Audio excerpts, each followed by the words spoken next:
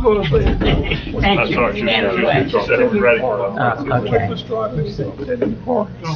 You guys ready? Ready? Good evening, everyone. This is the Planning Board of the Township of Franklin on July the 16th. Please rise for the flag salute. Pledge allegiance to the flag of the United States of America and to the republic for which it stands, one nation, under God, indivisible, with liberty and justice for all.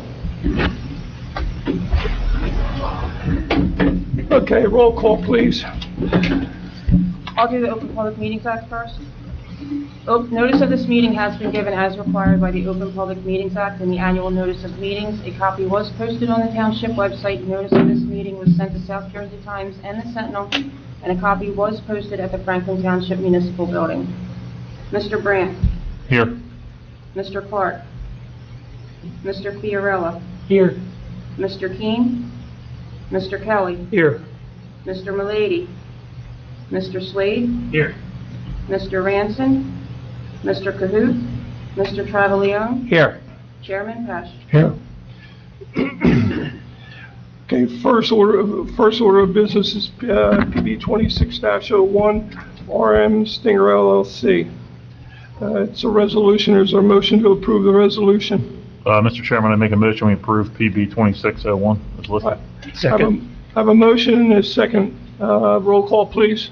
Mr. Brandt, Yes. Mr. Fiorella, Yes. Mr. Kelly, Yes. Mr. Travaglione. Yes. Yes. You recused You, yourself from the abstained. application. Oh, that's right, abstain. You're right, you're right. Okay, the next is So I didn't call you, yes. the presentation and public comment on pertaining to ordinance 011-26. William, excuse me, Brandon is not available this evening, and William is here in his place. Would you highlight a resolution for the board to Mr. start? Pesh, before they start, I'm going to recuse myself since this came down from the Township Committee. Understood. Thank you. Thank you, Chairman. So my office has reviewed the ordinance, and it doesn't conflict with the master plan. It's not inconsistent. It essentially just codifies state law.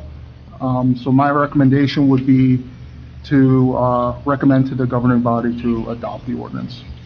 Okay. Can I, just for clarification for the board and folks in the audience, what exactly is being asked of this board? And why now?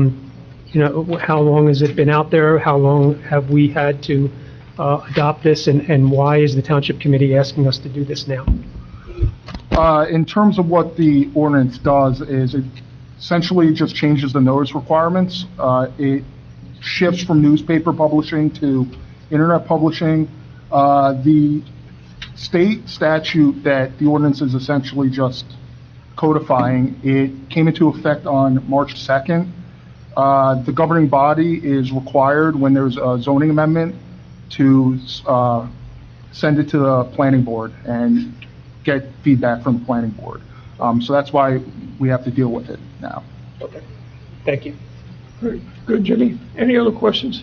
I had a question, and I think I might have overheard you guys before the meeting discussing it. In reading the ordinance, it doesn't reference the zoning board. Right. It only references the planning board. Yeah, I'll confirm that with the township solicitor. So are we maybe recommending that they include the zoning board in the ordinance? Is that I think we're stepping our bounds on that. What I believe we ought to do is pass it on the behalf of the planning board, and through conversations, they're aware of it, that it doesn't state the zoning board on there, but we have no jurisdiction. So I think we leave it out of our discussion, and the secretary is aware of it, and then we'll talk to council about it. And then the township committee, if they so desire, can add it to the resolution at their meeting. Do we recommend with that condition? No, I think we stay out of it, because the zoning board is a totally separate body. So I think we stay out of it. The fact that the conversation took place, let the secretary and the attorney deal with it. I think we should stay in our lane for the, only dealing with the planning board, and let the township committee and the solicitor deal with the zoning board piece of it. Okay, can you just give Christina in your minutes, just make, reflect that we at least talked about it? Yep. The other comment I had, Mr. Chairman, in reading the ordinance was the form in which the notice is to be provided to the clerk. I mean, certainly if the clerk wants to do the extra work, I guess, the way it's set up is fine, but perhaps maybe we'd make a recommendation that it be provided in an electronic format for ease of publication. I don't know what the rest of the board Sure. feels, or Chrissy, you have as a secretary, you're gonna be the one publishing the notices. That would make your life slightly easier, right? I mean, yeah, they're going to go to the clerk for that statute, Right, and then she's just going to forward it right to me. right. But rather than you having to retype a public notice, if it was in an electronic format, it would probably make it easier on you, right? Well, if they provide it in physical format, then I'm going to scan it, Okay, yeah, because it'll go electronically to whichever paper. Well, it's not even going to go to the paper, because they're going to do that portion. I'm just going to upload it to the public notices on the website. to the website. Website. Okay, yeah, in my head, I was envisioning you having So, to if they retype bring all these me- notices. If they bring it to me in in paper paper. form, then I'll scan Oh, it. scan, I didn't even think about scanning it, so, okay, yeah, that would be my own suggestion. Okay, the board has no other questions. Let's open it. I need a motion to open it to public. I make a motion open to the public. Second. Moving second, all in favor? Aye. Okay, we're open to public comment on ordinance 011-26, if anyone wishes to approach. See- Well, you're probably more knowledgeable than this board. For a long time. Because it's at Cindy Merck's Sentinel, 330 Oak Ave, Malaga. Yes, it was done by the legislature, that everything would now be in the hands of the municipal body to make sure that it's on your website. That's the requirement. Right. It doesn't have to be in a newspaper anymore, but here's the kicker, and I think that's where Jason's questions and Jim's are validated, because what you have to make sure is, so when an applicant comes in, you used to require them to go to the newspapers and put it in there. Now they have to make sure that, and this is where I don't know what you're gonna do, but they used to have to pay for that service, okay, to make sure that it was up there, the archiving, because now you have to archive this for a full year. Even to the point that they tell you, like, I have to have a generator, okay, to make sure that if it's down, that somebody can still look at it. So it does have a full throttle of it, which I did send to the clerk to tell her, you guys haven't been doing it yet, and they should have been by March. But I guess things maybe got sidetracked because the law was changing and people were questioning, is this right, is that right? So to my knowledge, what I was explaining, you guys are the attorneys, but it now is in the hands of every, like Joe, you know, from the fire company, so you, and Joe, you as well. You have to put everything up there and you have to keep it archived for that amount of time. It should, in my opinion, it's a lot of work and a lot of stuff extra for the town. So I don't know whether you're going to charge the people when they come in, but they would just do like, you know, there's nothing that says what you can and can't charge it. And I noticed that that wasn't in there. But I think that you should, because you have to make sure that's all taken care of, because if they come back, that they didn't, somebody comes in and says, I wasn't noticed. You know, they always have that. It's, you know, so that's really what I know about it, because I've been dealing with the legislatures on this matter for a while, and so has all the newspapers. So that's my understanding of it, but definitely check with your attorneys that are here if they want. Doesn't say anything about, you know, the municipal now can't charge them. So when they come in as an application, the size of it, what you guys want to require, you know, should really be in a text as to what exactly you want them to do. But that's just my opinion from doing it for 20 years. So that would, you know, unless you have anything else that I don't know, but your attorney could ask. So Cindy, when you would publish these, did you have a flat fee or? We were required for forever.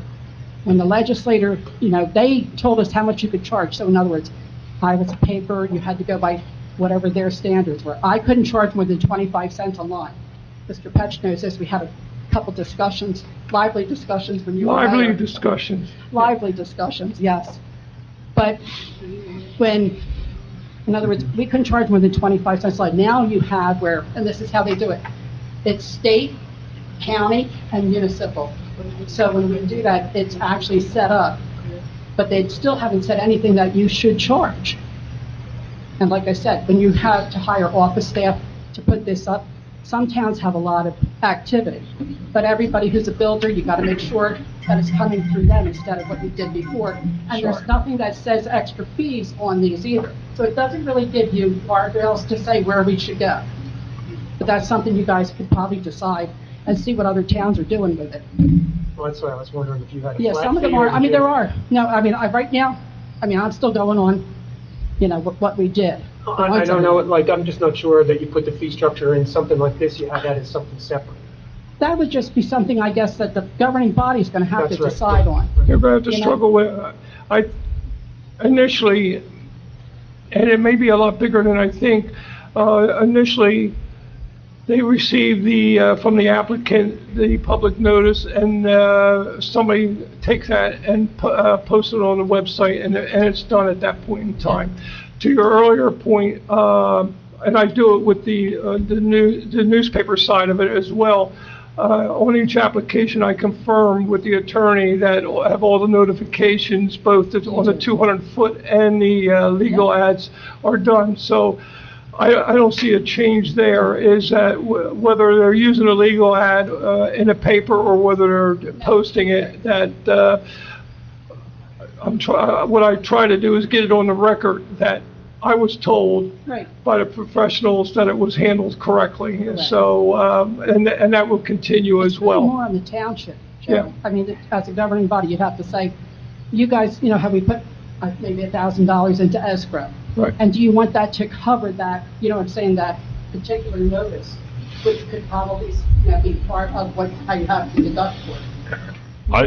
I actually have the complete opposite interpretation Oh, of. good, well. So I'm gonna defer, I don't wanna go back and forth, but defer to the solicitor, because it was my understanding that the applicant still had to publish with an organization like yours, and this additional notice was given as a courtesy to the township, so You that, do not have to go with the No, newspaper. no, Jason. well, that's what the it's- ordinance states. I so, understand yeah. that, and honestly, I'm gonna tell you, Clayton, they made it, when they did theirs, they said, no, we're still publishing, and you'll see Clayton notices in our paper. They made the decision that they didn't want to just hold it on their own. They wanted to have a backup. That's just why so we're still doing, you'll see that, and your fire company, and I think Joe's does too. Some people want another backup. It's because if my system goes down, I can call a backup, and you can still use them. But, that's something that, like I said, has been that, and some people wanted to. So Clayton's the only one right now. Glassboro isn't, like I said, it's up to you, really, your governing body, that extra vote of, do you want to do this to have, some security maybe that there's somebody else that has it if we lost it. And then you always do that, because sometimes you do. Sometimes, you had everything together, you thought it was great, and then you go, where's that paper? So that's really all, that's the way I understand I it. can't But you find know it. what, like I said, Jason, it's all new. We're all trying to, get through whatever they want. You just do what they say. All right, thank you, guys. Thank you. Well, here, it's still, I'd like to get the attorney. What letter was it under? I can't Well, find if you look under number 1, it states that publication shall occur at least 10, the old publication notices. Yeah. Right, and Jackie changed it to 12 to give us time to upload it, Right. and still make the 10-day. Is your understanding of the noticing requirements the same as mine, or are you? Yeah. Okay, And the ordinance itself says that any fees would be free of charge for our posting of it. right. The municipal posting is more of a courtesy, almost. Yeah, So the applicant still has to publish with a, I forget the definition, but. it's like an online news source. News source, Yeah. right, just as they did previously. Yeah. And they'll pay the fee to that organization, and And that fee to that organization is set by the statute. It Right. just cites to some administrative regulation. Sounds like, according to what Cindy's saying, that other municipalities are interpreting it differently, but I thank you for confirming my understanding of it. Yeah. Bill? Bill Morris, Oak Avenue. I'm also current chair of the Communication Commission. Since January, we have had public notice up on our website. It is archived on a third-party site, which is our web provider. Currently, we are set up to maintain the records for over 10 years. When they're posted, they are date stamped on the public notice page, so that for compliance, we know what date we put it up on the website. All right. Is there any other questions about how we're maintaining it at the township level? Jim? Anybody? Nope. Okay, thank you. Thank Thanks, you. Bill. Anyone else? Seeing none, hearing none, at this time I'll entertain a motion to close public session. Make the motion to close the public. Second. All in favor? Aye. Okay. Your pleasure on the recommendation back to the Township Committee.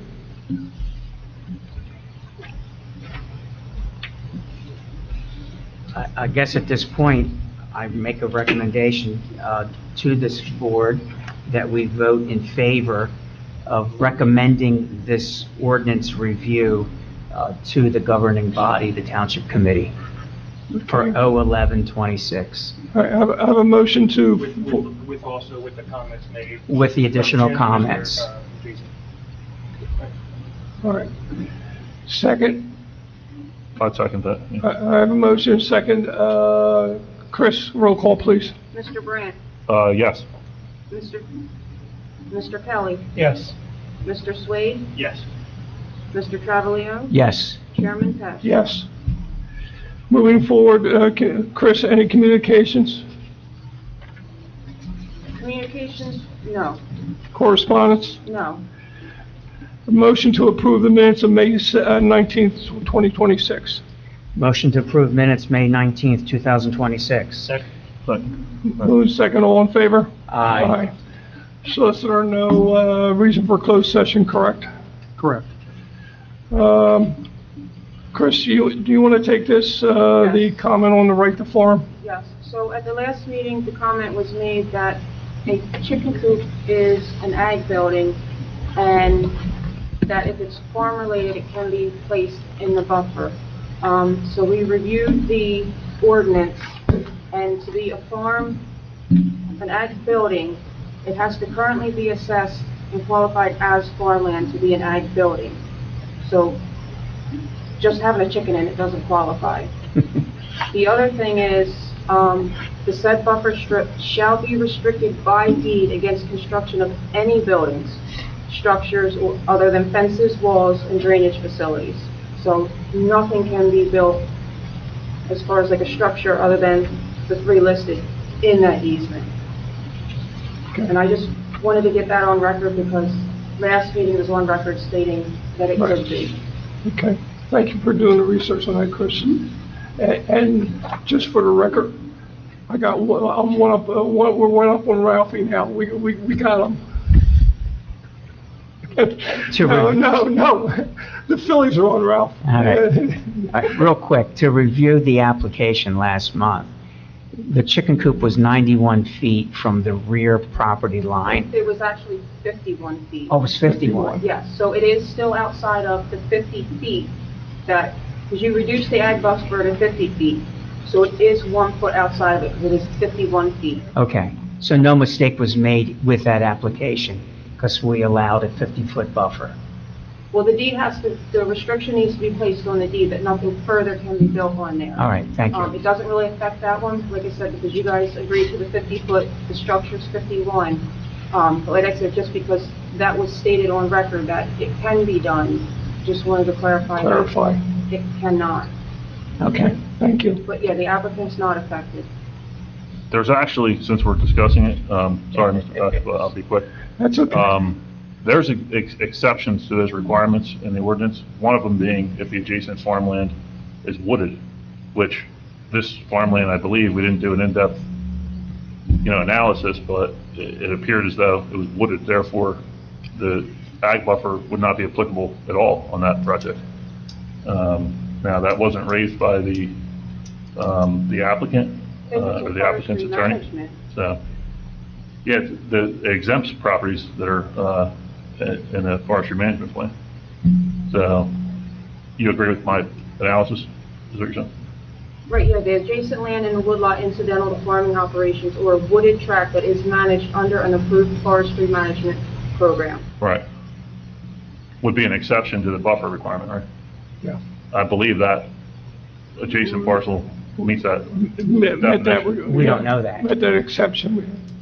Just because there's woods on a farm doesn't mean it's in a woodland management plan. It could be Right. considered a pertinent woodland. Well, she said that is included in the exceptions. Either or, not No, both. not either or, if it's under a woodland management program. Only. Okay, well, we have a duty to We should have ascertain that investigated it. information. I thought you said if it was a pertinent to an operating farm or under a woodland management plan. I didn't say or, no. Okay. Well, nevertheless, the buffer, I mean, you know my opinion on the buffers, they should be repealed, but, that particular applicant, I don't think is, Affected. affected anyway, so. So going forward, whenever we have an adjacent Q farmland with woods adjacent to a minor subdivision or even a major subdivision, we need to do due diligence on whether or not it's a pertinent woodland or in a woodland management plan. If it were in a woodland management plan, it would nullify our buffers. Great. Yeah, yeah. Okay. Anyone else have comments this evening? You good down there? Entertain a motion to adjourn. Motion to adjourn. Second. Moving second, all in favor? Aye. All right, thank you, everyone. Yeah. No.